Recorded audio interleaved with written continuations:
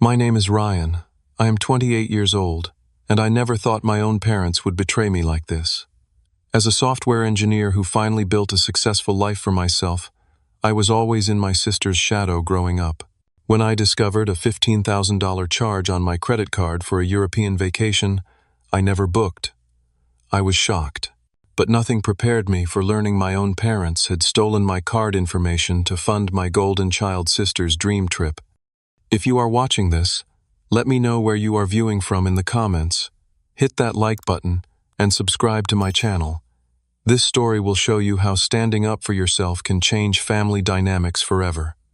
I grew up in a modest suburban neighborhood in Lexington, Massachusetts, where our family lived in a 3-bedroom colonial that my parents were so proud to have purchased when I was just 5 years old. My sister Amanda came along when I was 3, and from the very beginning it was clear she held a special place in my parents' hearts that I could never quite reach. Our family photo albums tell the story better than I can. While there are dozens of solo pictures of Amanda's first steps, first smile, and first day of preschool, my baby photos are sparse. My mom Diana always had an explanation.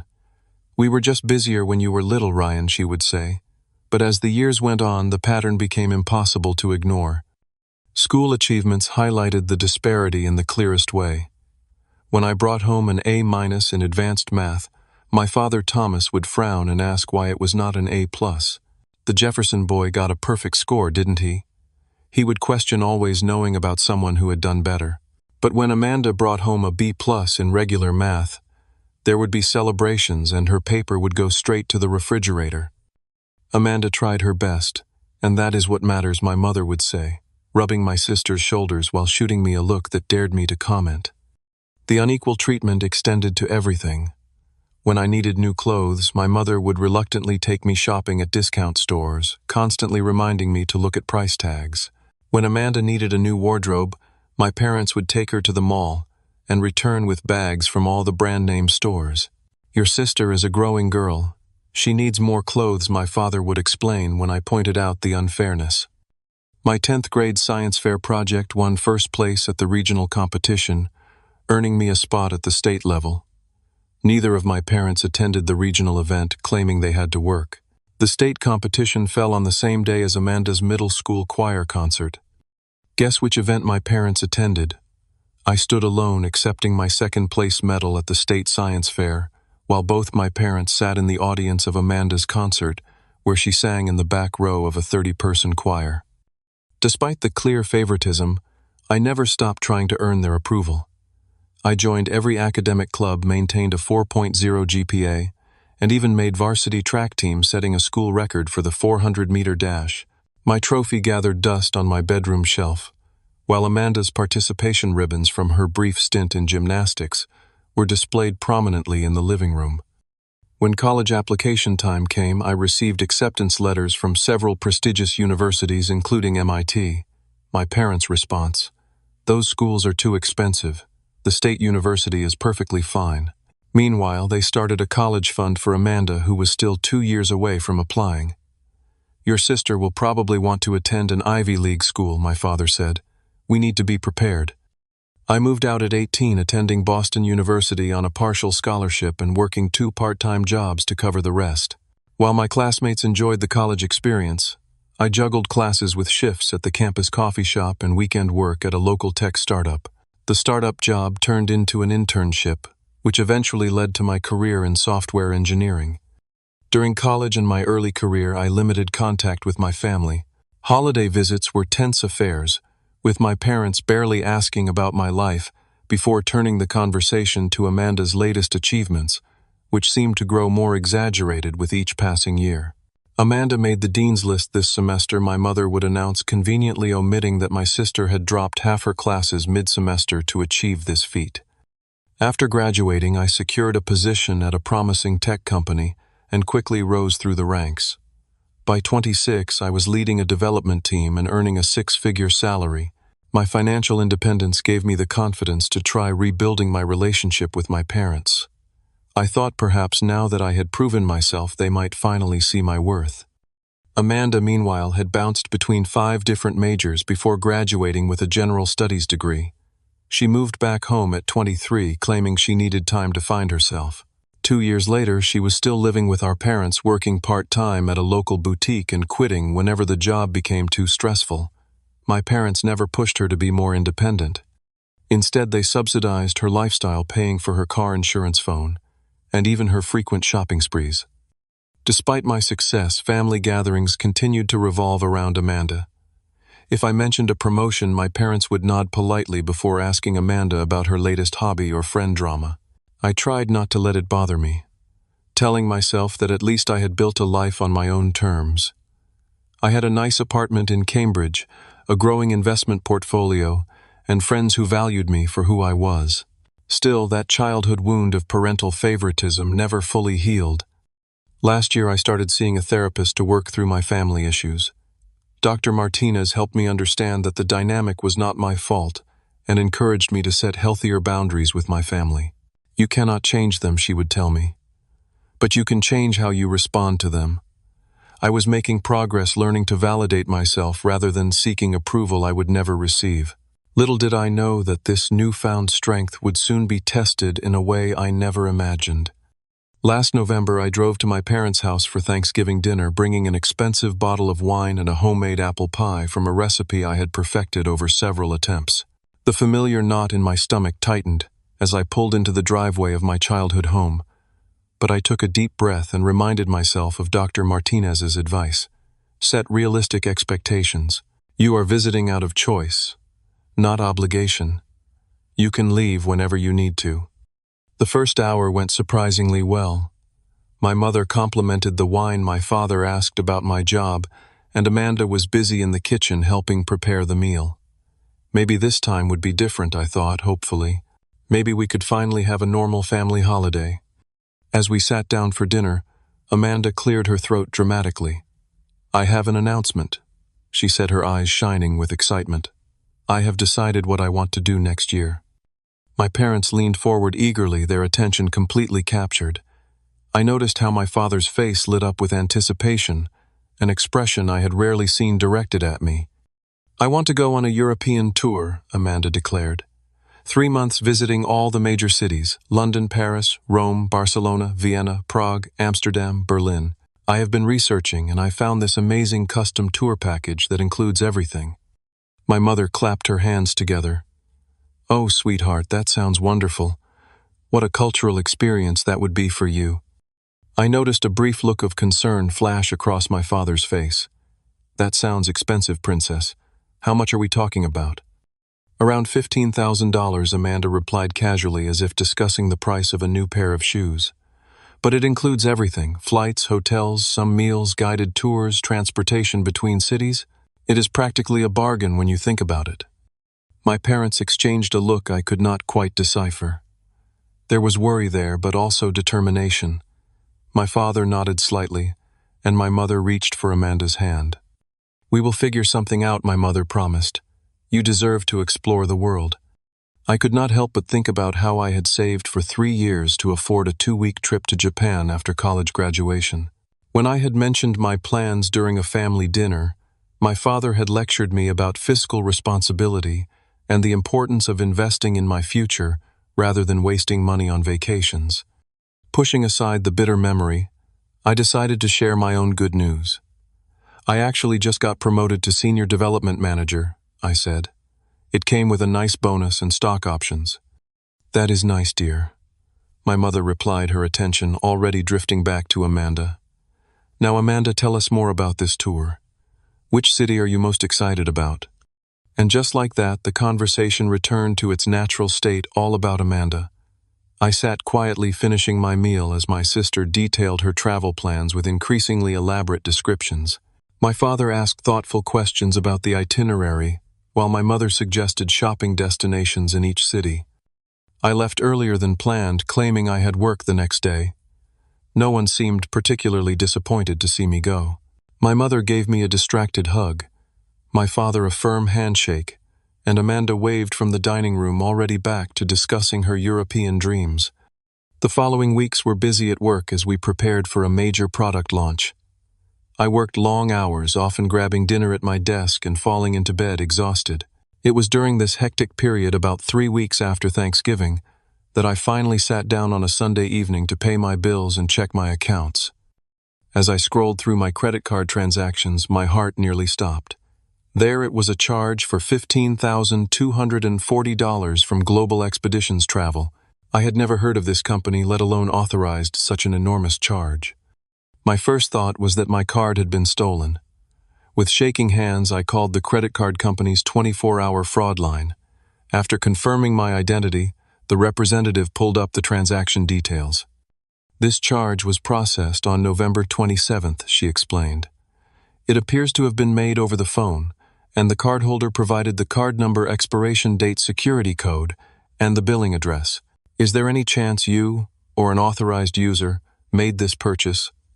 Absolutely not, I replied firmly. I never use this card for travel bookings, and I certainly did not authorize a $15,000 charge to any travel agency. The representative took down the details of my dispute and suggested I contact the merchant directly to learn more about the transaction while they began their investigation. First thing Monday morning, I called Global Expeditions Travel. After navigating an automated system, I reached a cheerful travel agent named Brianna. I need information about a charge from your company on my credit card, I explained, providing the transaction details. Let me look that up for you, Brianna said. After a few moments of keyboard clicking, she continued, Yes, I see the booking. This was for the custom European Grand Tour package for Amanda Wilson departing in May next year. 3 months, 8 countries. It is one of our premium offerings. My blood ran cold. Amanda Wilson.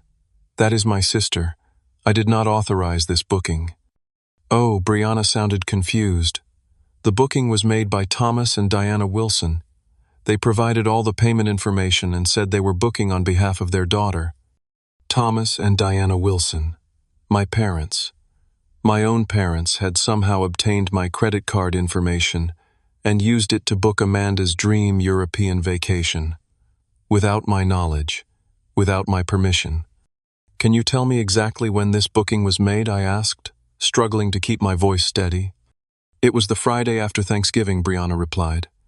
The clients called in the morning and spent about an hour finalizing all the details with our senior travel consultant. The Friday after Thanksgiving, the day after I had visited their house. Somehow during that visit, my parents had gotten access to my credit card information. My mind raced back, trying to recall every moment. Had I left my wallet unattended? Had they gone through my things? Is there a cancellation policy? I asked. I am afraid this package has a non-refundable deposit of $5,000, Brianna explained. The remaining balance could be refunded if canceled more than 60 days before departure. I thanked her for the information and ended the call, my mind spinning with disbelief and betrayal. How could they do this to me? What gave them the right to steal my card information and charge thousands of dollars without my consent? I sat at my kitchen table staring at my phone, trying to process what had happened. This was not just favoritism anymore. This was theft. This was fraud. This was a complete violation of trust and boundaries that I could never have imagined even my parents were capable of. With a deep breath, I dialed my parents' number, my hand shaking with a mixture of rage and hurt that felt like it might consume me whole. The phone rang 4 times before my mother answered, her voice cheerful. Ryan, what a nice surprise. We do not usually hear from you on a Monday morning. Mom, I said, struggling to keep my voice steady. I need to talk to you and Dad about something important. Is he there? There was a slight pause. Yes, he is here. Is everything all right? You sound upset. Put the phone on speaker, I requested. I need to talk to both of you. I heard shuffling then, my father's voice. Ryan, what is going on? Taking a deep breath, I asked, Did you use my credit card to book a $15,000 European trip for Amanda? The silence that followed was deafening. I could practically feel the tension through the phone. Well, my father finally said, his tone defensive. We were going to tell you about that. We just borrowed your card information for the booking. We are planning to pay you back, of course. Borrowed, I repeated incredulously. You stole my credit card information and charged $15,000 without my knowledge or consent. That is not borrowing, Dad. That is theft and fraud. Do not be so dramatic, Ryan, my mother interjected. We are family. Amanda really needed this trip. She has been so stressed lately, and this European tour will be life-changing for her. We were going to work out the payment details with you later. Later, I could feel my blood pressure rising.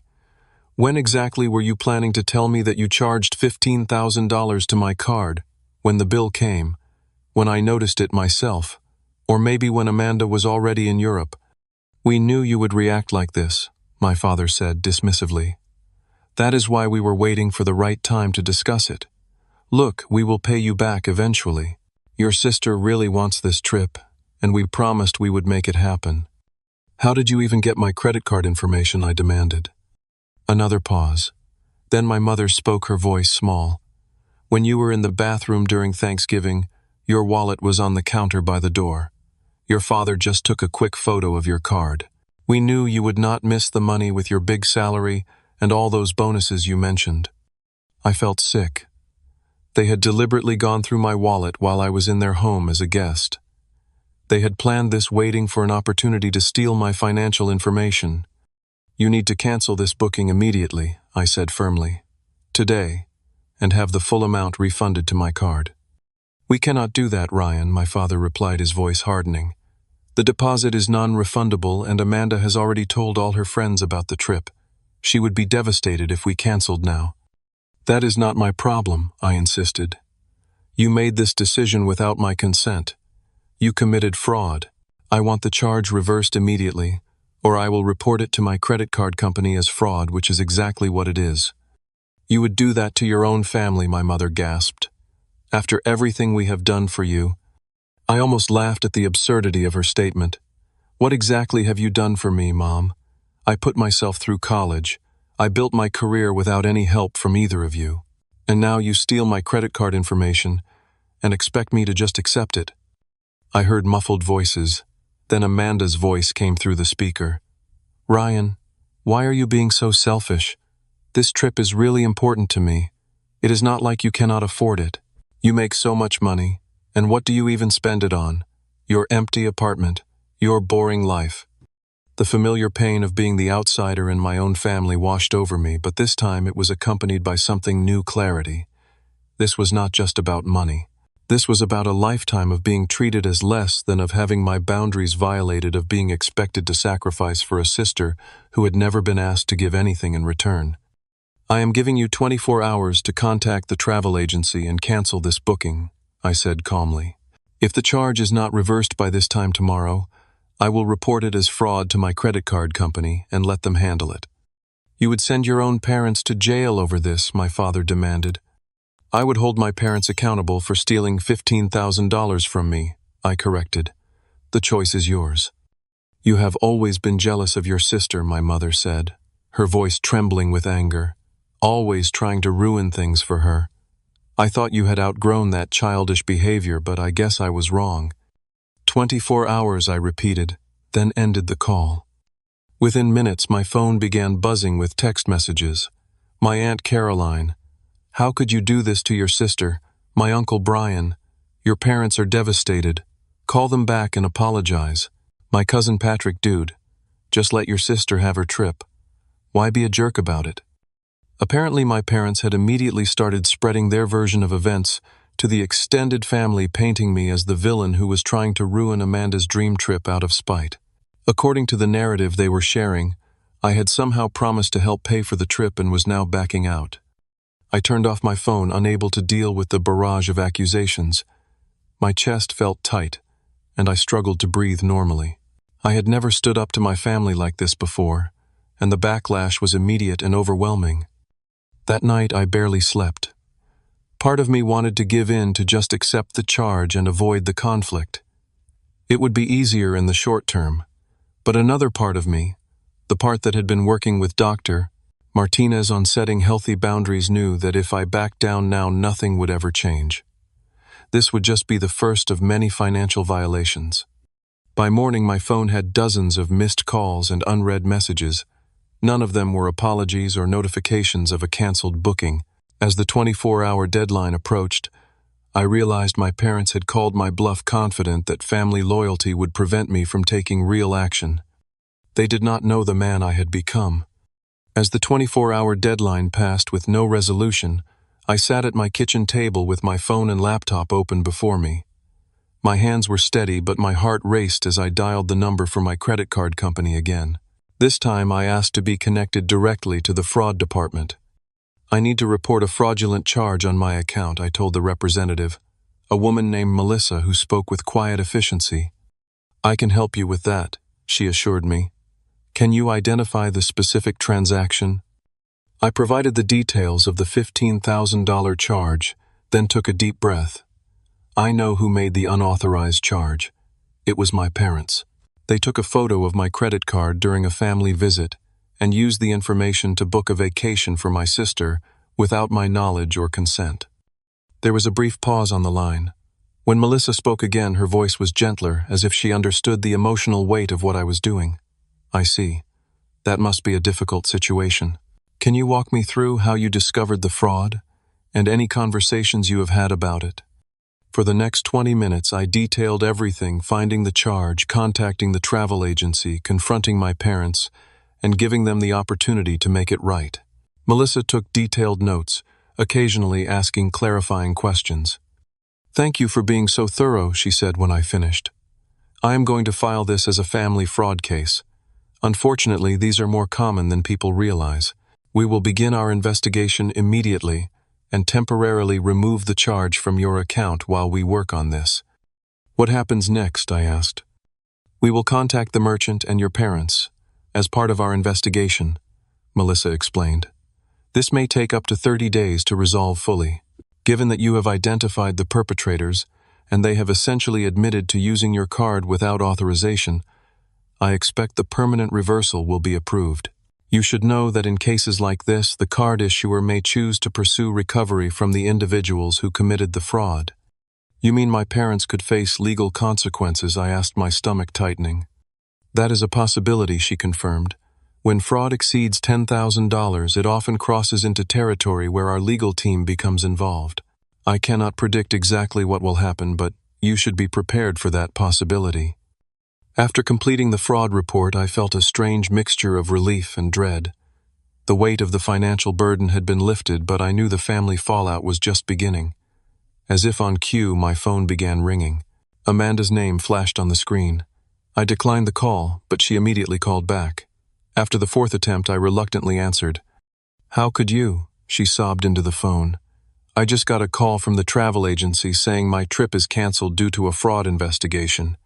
Do you know how embarrassing that is? I already told everyone about this trip. I already planned my whole year around it." "Amanda," I said quietly, "did you know they used my credit card without my permission?" "They said you would not mind," she cried. "They said they would work it out with you. Why are you being so mean about this? It is just money to you." "It is not just about the money," I tried to explain. "It is about respect and boundaries. They stole from me, Amanda.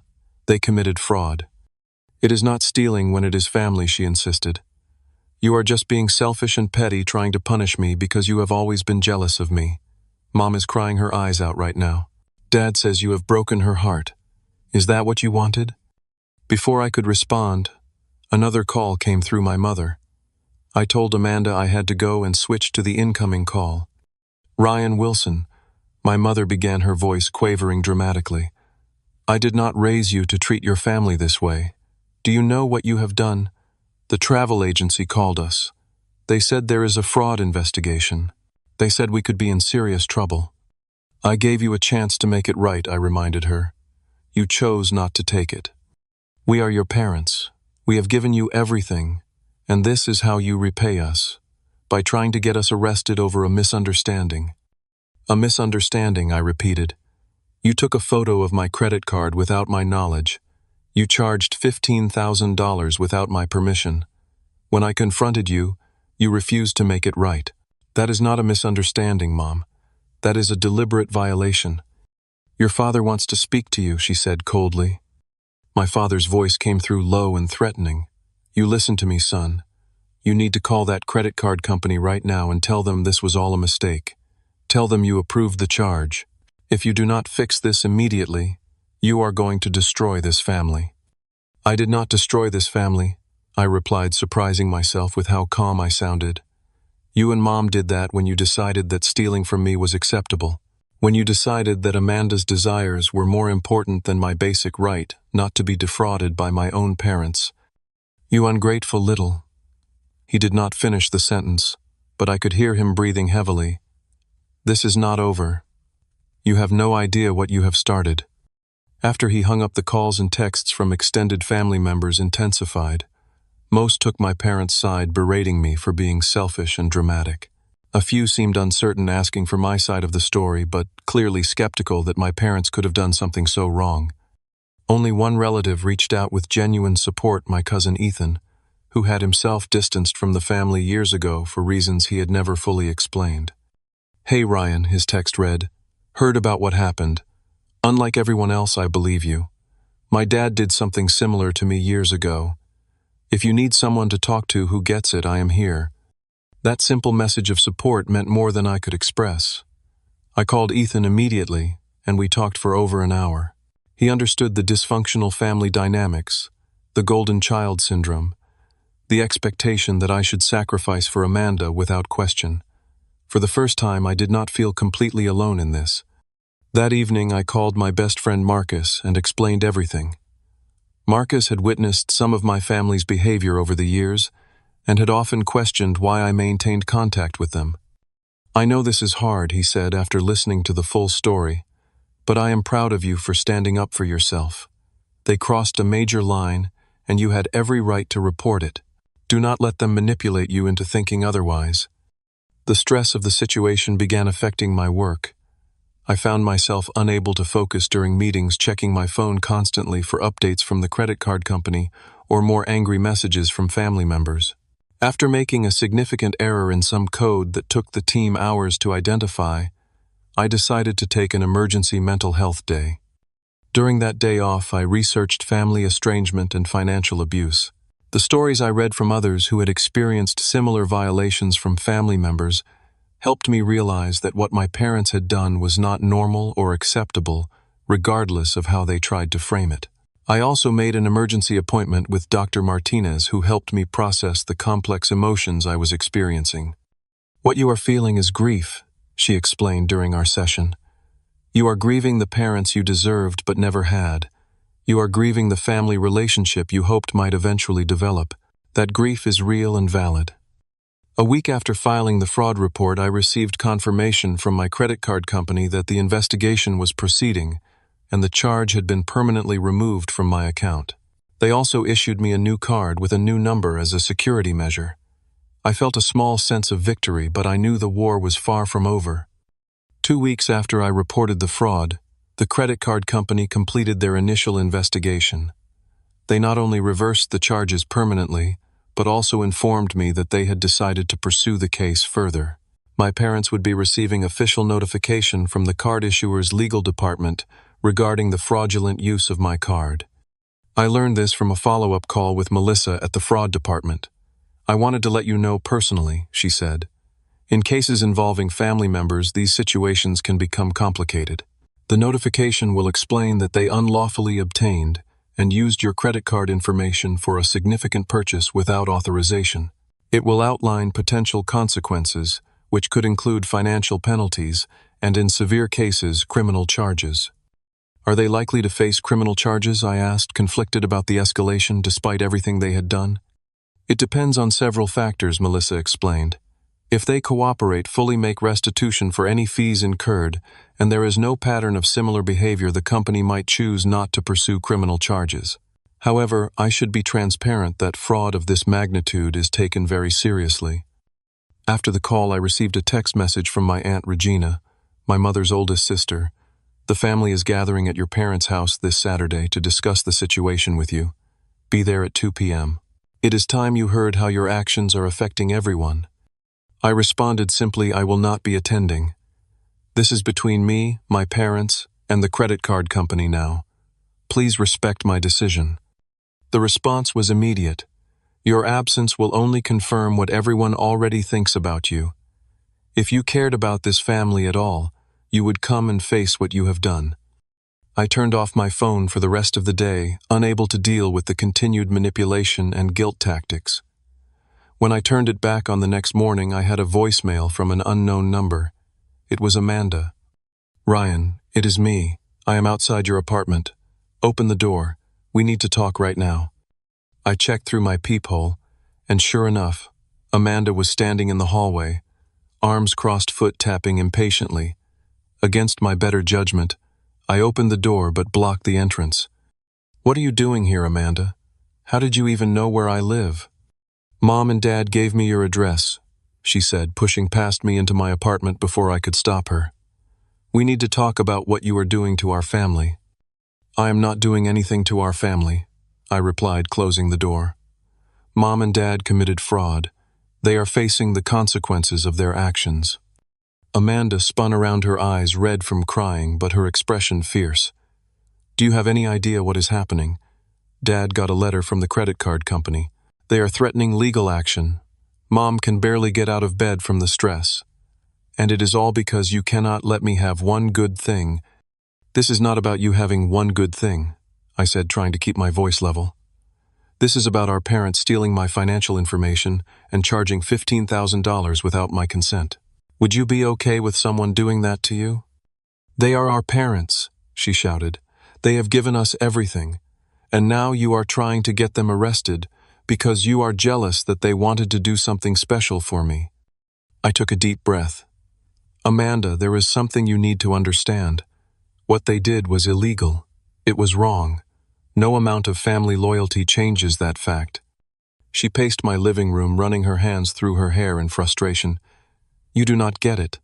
They are in serious financial trouble now because of you."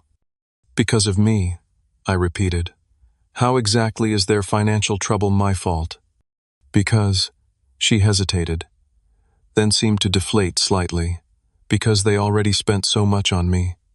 They remortgaged the house last year to pay off my credit cards and car loan. They took out a second mortgage 3 months ago because I needed to pay back some friends who loaned me money. They do not have any more credit available. Your card was their last option for my trip." I stared at her, stunned by this revelation. "So they are in financial trouble because they keep bailing you out, and their solution was to steal from me." "They were desperate," she defended, "and they knew you could afford it. You are the one with the fancy job and all the money. Would it really have hurt you to help your sister just this once?" "If they had asked me for help, that would have been different," I pointed out. "But they did not ask. They stole my card information and committed fraud. And from what you are telling me, this is part of a pattern of financial irresponsibility that has been going on for years." "This is all your fault," Amanda insisted, tears streaming down her face. "If you had just let this go, everyone would be happy. Now the whole family is being torn apart, and Mom and Dad might go to jail, and it is all because you are too selfish to help your own sister." "I think you should leave," I said quietly. "This conversation is not productive." "Fine," she spat, heading for the door. "But know this, if anything happens to Mom and Dad because of this, I will never forgive you. Never. And neither will anyone else in the family." After Amanda left, I sat down at my computer, still processing the information about my parents' financial situation. An email notification popped up, a message from my father. The subject line read, "What you have done to this family." Against my better judgment, I opened it. The message was brief. "Your mother can barely function because of what you have done. I hope you are satisfied with yourself. We only wanted to give your sister the opportunity you always had. We sacrificed everything for you growing up, and this is how you repay us." Attached to the email was a document, a scanned image of my credit card front and back, with my father's handwriting visible on the margins, noting the card number, expiration date, and security code. I stared at the image in disbelief. My father had just sent me digital evidence of the credit card theft. Without hesitation, I forwarded the email to Melissa at the fraud department, adding a brief note. "I received this email from my father today. As you can see, it contains evidence of how they obtained my credit card information." Her response came within hours. "Thank you for forwarding this. This will be added to our case file. Based on this new evidence, our legal team will likely proceed with a more formal investigation. Please continue to forward any relevant communications. 2 days later, my parents received an official warning letter from the credit card company's legal department detailing the evidence against them and outlining potential consequences. I knew this because my phone exploded with messages from relatives all blaming me for escalating the situation. "Your mother had to go to the emergency room with chest pains after getting that letter," my Aunt Regina texted. "Are you happy now? Is this what you wanted?" The use of my mother's health as a manipulation tactic was not surprising, but it was still painful. I remembered how any time I had stood up to my parents in the past, my mother would develop mysterious ailments that would immediately be attributed to my difficult behavior. What was surprising was receiving a call from my Aunt Meredith, my mother's younger sister, with whom I had always had a distant but cordial relationship. "Ryan, it is Aunt Meredith. Do you have a few minutes to talk? If you are calling to tell me what a terrible son I am, I have already heard it from pretty much everyone else," I said wearily. "Actually, I am calling to tell you that I believe you," she said quietly, "and that I understand why you did what you did." I was so shocked I could not immediately respond. "The favoritism between you and Amanda. It is not new," she continued. "My mother did the same thing with Diana and me. Diana was always the golden child, always got everything she wanted while I was expected to make sacrifices. When I see how they treat you compared to Amanda, it is like watching history repeat itself." "He had no idea," I said. "No one talks about it," Meredith explained. "It is the family secret, this pattern of having a chosen one and a scapegoat. I wanted you to know that not everyone thinks you are wrong. What Diana and Thomas did was inexcusable regardless of their intentions."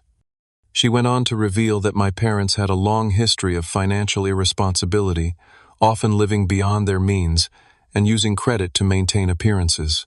"They have remortgaged that house 3 times in the last decade," she told me. "Not just for Amanda, though she is certainly part of it. They have this need to appear more successful than they are to give Amanda everything she wants regardless of cost." That conversation with Aunt Meredith was a turning point for me.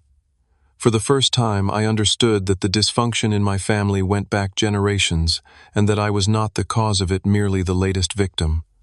The next day, I received a formal notification from my credit card company that they had closed their investigation.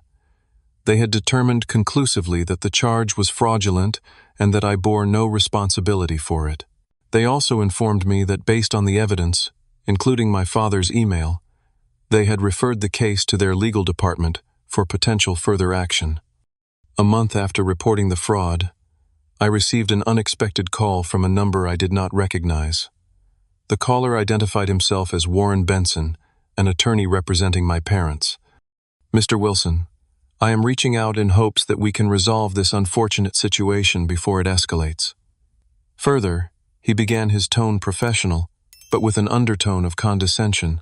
"Your parents are understandably distressed by the potential legal ramifications of what they view as a simple family misunderstanding." "It was not a misunderstanding," I replied calmly. "They took photos of my credit card without permission and used it to charge $15,000 fraudulently. They admitted to doing so and refused to make it right when confronted." "Family matters can be complicated," the lawyer continued smoothly. "I am sure we can find a resolution that avoids the necessity of formal legal proceedings. Your parents are prepared to sign an agreement, acknowledging the impropriety of their actions and committing to a payment plan to reimburse any fees or penalties you incurred." "And the $15,000, I asked. There was a slight pause. "As I understand it, that charge has already been reversed by your credit card company. So they want me to drop the fraud case without actually taking responsibility for the full amount they attempted to steal," I clarified. "Mr. Wilson, these are your parents we are talking about," the lawyer said, his voice hardening slightly. "Pursuing this matter could result in serious legal consequences for them. Is that really what you want?" I thought about it for a moment. What I wanted was for my parents to respect my boundaries and treat me with the same consideration they have always shown my sister. What I wanted was for them to acknowledge what they did wrong and make a genuine effort to make amends. Instead, they have blamed me, manipulated other family members against me, and now hired a lawyer to try to make this go away without real accountability. "So you are declining our offer?" he asked. "Yes, I am declining. I will not interfere with the credit card company's investigation or any resulting legal action. Your clients committed fraud. They need to face the consequences." After ending the call, I received a text from my cousin Patrick with a video attachment. "Thought you should see this. Family meeting about you yesterday." The video showed my extended family gathered in my parents' living room. My mother sat on the couch looking pale and fragile with my father beside her, his arm protectively around her shoulders. Amanda stood by the fireplace, gesturing dramatically as she addressed the assembled relatives. "Despite everything that is happening, I want everyone to know that I am still going to Europe," she announced. "Mom and Dad got approved for a home equity loan yesterday. They are using it to rebook my tour. I refuse to let Ryan ruin this opportunity for me." The family applauded, with several relatives casting dark glances at the camera and making comments about how this would show Ryan he cannot control us. My Aunt Regina stood up and declared, "This family takes care of its own. If Ryan does not want to be part of that, it is his loss." I closed the video feeling a strange sense of clarity. My family had not learned anything from this experience. They were doubling down, taking out another loan they likely could not afford, all to prove some point to me about their unwavering support for Amanda. I composed a careful email addressed to my parents, copying Amanda and a few key relatives who had been most vocal about the situation. "I have seen the video of your family meeting. I understand now that nothing will change. You are willing to go further into debt rather than acknowledge the wrong you did to me. This is not about the money anymore, if it ever was. This is about respect, boundaries, and honesty, none of which seem to matter to you when it comes to me. Going forward, I will be ceasing all contact with you. Please do not call, email, text, or show up at my home or workplace. Any further communication should go through my attorney, whose information is attached below. I hope someday you will understand the damage you have caused, not just to our relationship but to yourselves and to Amanda, who you have taught that rules, laws, and basic respect do not apply to her. Ryan." Within days of sending that email, I received a certified letter from my parents' lawyer. The letter claimed that my actions had caused my mother severe emotional distress and threatened a lawsuit for damages if I did not immediately contact the credit card company and withdraw my fraud claim. I forwarded the letter to a lawyer friend, Samantha, who had offered to advise me pro bono given the family nature of the dispute. Her response was reassuring. "This is an empty threat designed to scare you. They have no legal standing to sue you for reporting a crime that they actually committed. The evidence, including your father's email with the card image, is overwhelming. My advice is to maintain no contact and let me handle any further legal communications." True to my word, I blocked my parents' phone numbers, email addresses, and social media accounts. I set up filters to automatically archive emails from extended family members who had been hostile. I informed my building's security about the situation and requested that they not allow my parents or sister access to my apartment. The decision to go no contact was both painful and liberating. There was grief for the family I had always hoped we could become, but also relief at no longer subjecting myself to their manipulation and unequal treatment. Surprisingly, the no-contact decision brought unexpected support from relatives I had rarely spoken with. My great-aunt Eleanor, my grandmother's sister, reached out with a kind letter. "Dear Ryan, I have watched from a distance how Diana and Thomas have treated you over the years. It broke my heart, but I stayed silent, thinking it was not my place to interfere. I regret that now. What they did with your credit card was inexcusable, and your response was entirely justified. Please know that not everyone in this family thinks you are wrong. Some of us are simply quieter than others." My childhood friend Jacob, who had known my family for years, reached out after hearing about the situation through mutual acquaintances. "I always saw how differently they treated you, and Amanda," he admitted. "It never seemed right to me, but I did not know what to say. I am sorry I never spoke up." As weeks passed, my focus shifted from the family drama to my own healing. My performance at work improved as the constant stress of managing my parents' expectations and demands faded.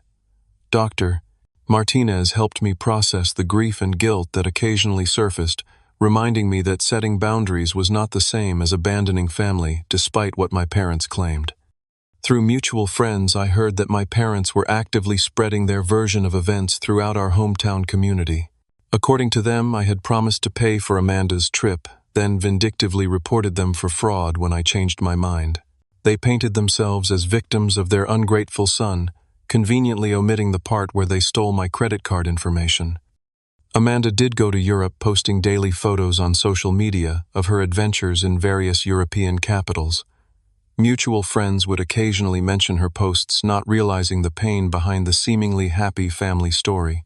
"Your sister is living her best life in Paris," a college acquaintance commented innocently. "Your parents must be so proud to give her that experience." I focused on building what therapists call a chosen family, deepening relationships with friends who respected my boundaries and valued me for who I was. Marcus and his wife invited me to their family gatherings. My colleague Jasmine introduced me to her hiking group, providing weekend adventures and new friendships.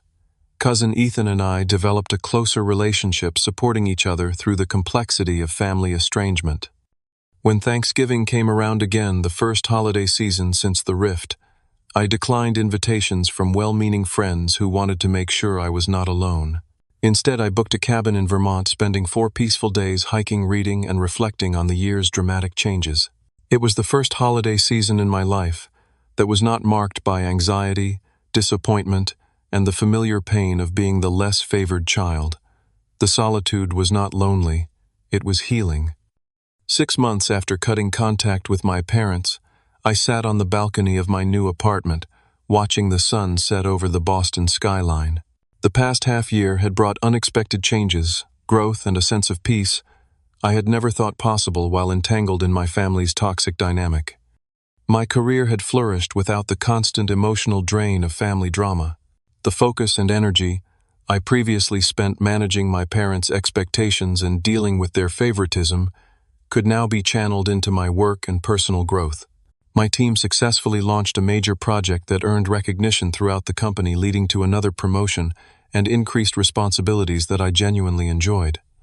The relationships in my life had transformed as well. Without the underlying current of family-related stress and insecurity, I found myself more present and authentic with friends. People often commented on the change, noting that I seemed lighter or more confident. Dr. Martinez helped me understand that I had been carrying the weight of trying to earn conditional love for so long that I had not realized how heavy the burden was until I set it down. Then came an unexpected email from an address I did not recognize. The subject line read simply, "It is Amanda. Please read." Against my better judgment, I opened it. "Ryan, I am writing from a new email because I figured you probably blocked my old one. I have been in Europe for 3 months now, and I have had a lot of time to think about everything that happened. I owe you an apology. Being away from mom and dad, experiencing the world on my own for the first time, has opened my eyes to how messed up our family dynamic really is. I always knew they favored me, but I never understood what that meant for you until I started making friends from normal families here. What mom and dad did with your credit card was wrong. I knew it was wrong when it happened, but I was so used to them moving mountains to give me what I wanted that I convinced myself it was somehow okay. It was not okay. It was theft, and I was complicit in it. I also want to apologize for how I spoke to you at your apartment. Everything I said was unfair.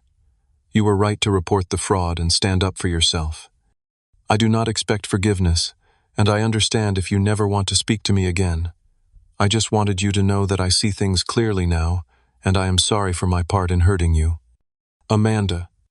I read the email several times, unsure how to feel or respond. Part of me was skeptical, wondering if this was another manipulation tactic orchestrated by my parents. But something in the tone felt genuine, different from the entitled Amanda I had known my whole life. After discussing it with Dr. Martinez, I decided to respond with caution. "Amanda, thank you for your email. I appreciate your apology and the self-reflection it represents. This has been a difficult time, and I am still processing everything that happened. I hope your travels are giving you the perspective and independence you need. Take care, Ryan." Her reply came quickly. "Thank you for responding. I understand your caution. For what it is worth, Mom and Dad do not know I am contacting you. I am actually not speaking to them much right now. After seeing how other families work, I realized how unhealthy our dynamic is. I am planning to get my own apartment when I return instead of moving back home. If you ever feel ready to talk more, I would like that, but I respect whatever boundaries you need." Over the next few weeks, Amanda and I exchanged occasional emails. Her tone was different than it had ever been before, more thoughtful, less entitled. She shared stories about her travels that focused on what she was learning about herself, rather than the material experiences. She asked questions about my life, and actually seemed interested in the answers. For the first time in our lives, we were having conversations as equals, rather than as the golden child and the scapegoat. As my 29th birthday approached, I received an email notification that someone had attempted to contact me through my website's contact form, my parents trying to bypass my email filters. The message was brief. "It is your birthday next week. We would like to see you. Please call home." I did not respond. Instead, I maintained my boundaries, spending my birthday weekend on a camping trip with friends who truly celebrated me. The distance from my parents allowed me to recognize that their attempts at contact were not about genuine reconciliation, but about regaining control. Through my Aunt Meredith, I learned that my parents were facing significant financial consequences from their actions. The credit card company had pursued the fraud case, resulting in financial penalties and a settlement agreement that strained their already precarious finances. They were now facing the possibility of foreclosure on their home due to the multiple mortgages and home equity loans they had taken out over the years. While I took no pleasure in their financial troubles, I recognized that they were experiencing the natural consequences of their own choices. For perhaps the first time in their lives, they could not manipulate or charm their way out of the situation they had created. Amanda returned from Europe in July, and true to her word, she did not move back into our parents' home. Instead, she rented a small studio apartment and found a job as an administrative assistant at a local business, her first full-time position since college. We met for coffee, an awkward but ultimately productive meeting where we began the slow process of establishing a new kind of sibling relationship. "I never understood what it was like for you growing up," she admitted during our second meeting. "I was so caught up in being the favorite that I never questioned why Mom and Dad treated us so differently. I am sorry I participated in that dynamic." Rather than offering financial help, which would have perpetuated old patterns, I offered to help Amanda develop financial literacy skills. We met weekly to go over budgeting basics, credit management, and saving strategies, all things our parents had never taught either of us. It was strange to be the older brother in a real sense for the first time, but also rewarding to see Amanda taking responsibility for her life. My personal growth continued as well. I began dating Sophia, a graphic designer I met through a mutual friend. Unlike previous relationships where I had been drawn to people who recreated the conditional love dynamic of my childhood, this relationship was based on mutual respect and healthy boundaries. When I eventually shared my family story with Sophia, her response was validating rather than doubtful. "What your parents did was wrong on every level," she stated simply. "You deserved better, and I am proud of you for standing up for yourself." Meeting Sophia's family was a revelation.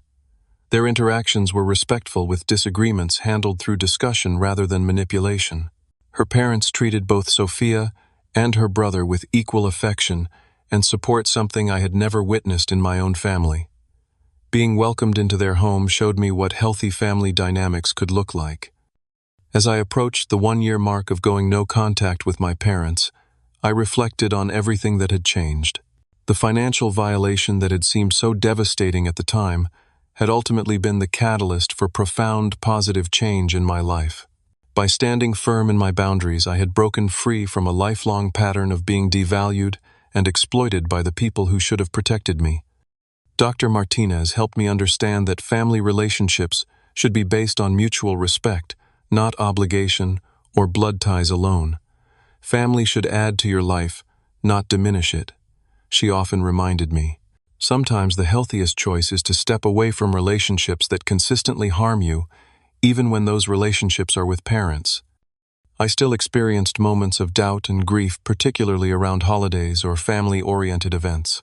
But those moments became less frequent and less intense as I built a life filled with people who valued me for who I was, not what I could provide or how I made them look.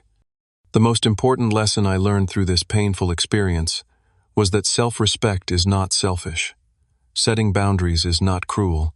And sometimes the greatest act of self-love is walking away from people who cannot or will not treat you with basic dignity and respect, even when those people are family. Today I am building a life based on authentic connections rather than obligation or guilt. I am learning what it means to be valued for who I am, not what I can provide.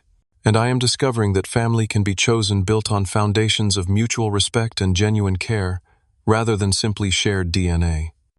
If you have ever found yourself in a situation where family members violate your boundaries or treat you as less worthy than others, know that you have every right to protect yourself.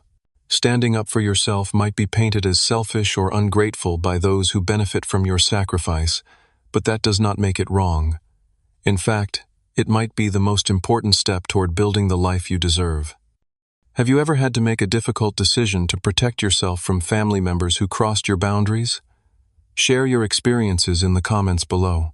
Your story might help someone else find the courage to stand up for themselves. If this story resonated with you, please hit that like button and subscribe to my channel for more real-life stories about setting boundaries and building healthier relationships. Thank you for listening. And remember, you deserve to be treated with respect, no matter who is on the other side of the equation.